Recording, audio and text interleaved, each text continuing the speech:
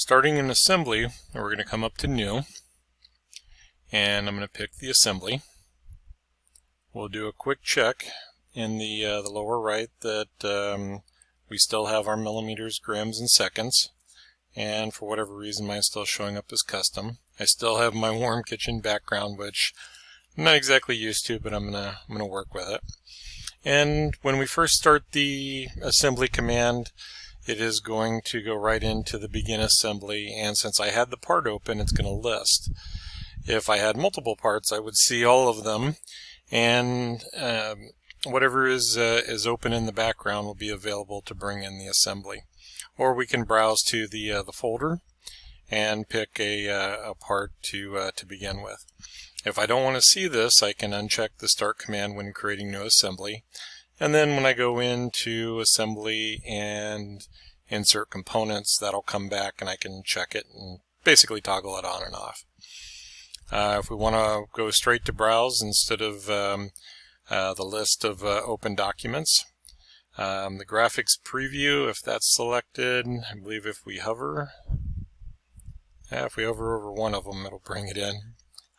Alright, so that's not exactly the graphics preview I was looking for. Okay, I guess it is showing me the geometry. Make virtual is a way for the assembly to actually consume the part, but we're going to hold off on that one for a while. And then the envelope is the size of the part. So as we're moving this around, I'm not quite ready to place it just yet. We have this pop-up box, which is the Show Rotate Context toolbar, and that will let me rotate this into a more usable position. So I drew it in the part. I don't really like the way it's coming into the assembly. So if I look at the reference triad, I really kind of want to rotate this around Y. So when I click on Y, well, that went the correct direction, so we're okay there. And then I'm not real sure where my origin is, so if I just place this, it's going to be out in space somewhere. So one of the tricks to get this initially located, we'll place the origin of the part onto the origin of the assembly by selecting the OK. So you notice how that kind of jumped to a location and stayed there? That is, put the origin of the part and the origin of the assembly in the same location. Alright, so very similar to the part, we're going to have the command manager tools that apply to the assembly. We're going to bypass the layout, and the sketch tools are pretty much the same if we needed to do an assembly sketch, but we'll get to those. My feature manager is telling me that I'm in the assembly, and I have the front, top, right planes just like we do in the part. And then the origin of the part. And I was kind of expecting that to, there it goes, a little blue dot. Whereas the part now is showing up with its symbol, and the F is saying that it is fixed in position. Alright, and if I come down to the origin of the part, well, that's interesting. It didn't quite jump the way that I thought it would. Alright, so those two dots are supposed to be lined up. So I'm not sure if I did something, what I did there, but it gives me an excuse to float this and go into position. I can certainly leave it there, but our engineering data, things like center of mass, are related around that origin, and with the origin being kind of down there and away, I don't know that that's a desired result. Alright, so as I'm rotating, I'm holding down the middle mouse wheel and rotating. I'm actually moving the view, or rotating the view orientation.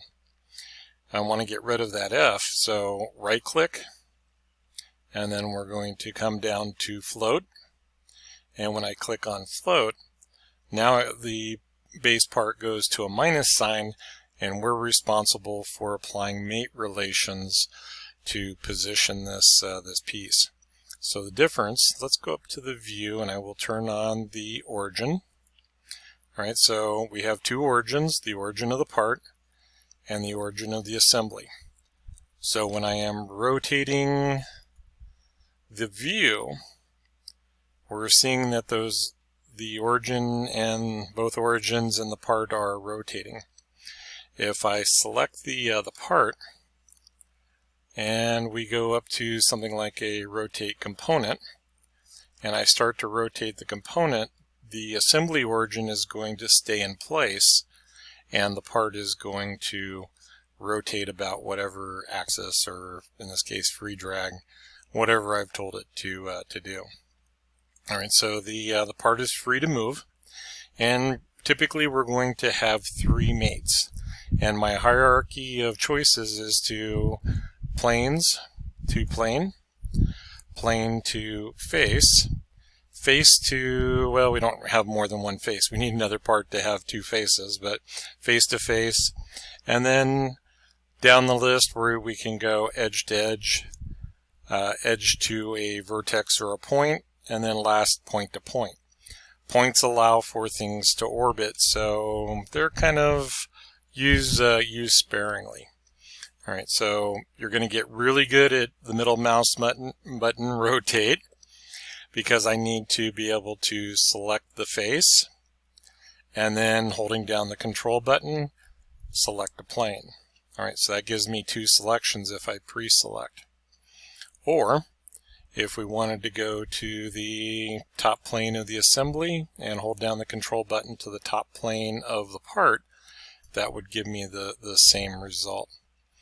Alright, so if we go into the mate, little paper clip, these are going to be the relations, and kind of like our sketch relations, it's going to go to the most obvious. So coincident is good. The first 3 are going to be planar. The tangent and concentric, when we're dealing with the cylindrical components, those will highlight and be available. Lock I treat kind of like fixed, is that I only use that when I have to and only temporarily. A distance is going to set a distance, and then an angle being able to align with our angular measurement. The mate alignment, each of these has 2 solutions. So right now I'm in this kind of vertical orientation, and if I were to flip the mate alignment, anti-aligned, or flip it back, that shows me my 2 possible solutions. We're going to save the advanced mates, the mechanical mates, and whatever the third one is there for later. Alright, so I want to go ahead and accept that mate. So it still looks like this is moving around, but when we talk about our 6 degrees of freedom, and I will find my little graphic for the 6 degrees of freedom, basically we have, if we use the reference triad for an example, we have back and forth across X, up and down in Y in this relation, front to back in Z, and then rotation about each of those axes gives us 6 degrees of freedom. So if I hit Control 1, I can see that the part is still able to move left and right. If I hit Control 5 to go to the top, it's able to move front to back, and Control 1 again, but I can't move it up and down because that coincident mate has put it into position. That mate is defining its location, its orientation. Alright, so I'm going to go back to my isometric. And this time, instead of doing the plane to plane, I'm going to use the flyout in the upper left corner. And when I hit that arrow, I'm going to be able to see my full list. So rather than switching between or trying to get both of these showing to where I can make selections, I'll use the flyout and pick those items. So the plane that I want is going to be the front, and then the face will be the back face of the part, and when I select it, it jumps to position. I say, yeah, that looks good. Now the in context bar that pops up, we have the coincident, parallel, and the main thing with parallel is it sets an orientation, but it's not defining its location. With coincident, we automatically get parallel, and it's not going to move off of that location. Perpendicular would rotate it away. We already talked about lock and the angle, distance and angle. The other one, flip mate alignment, if I wanted to reverse it, and then undo and OK.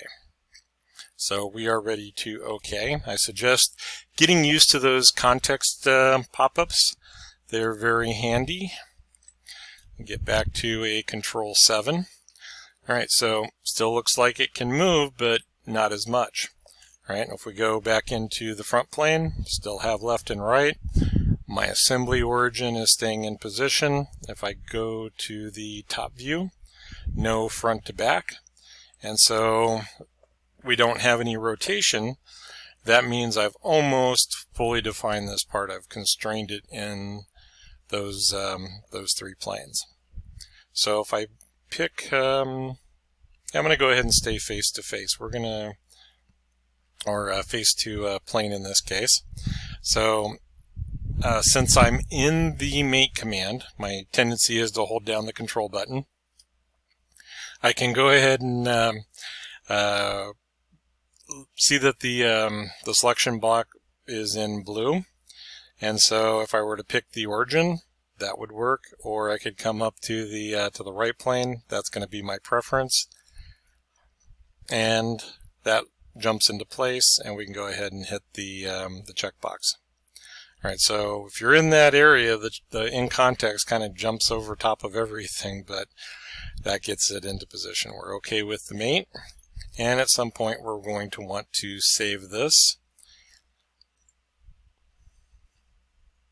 And I need to get to,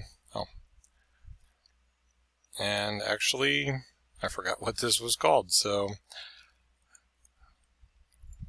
let's go with the follower for now, and we will talk about naming and renaming if I mess that up. All right, we hit save. We have our assembly. It goes to the correct name, and I have my first part in my first assembly.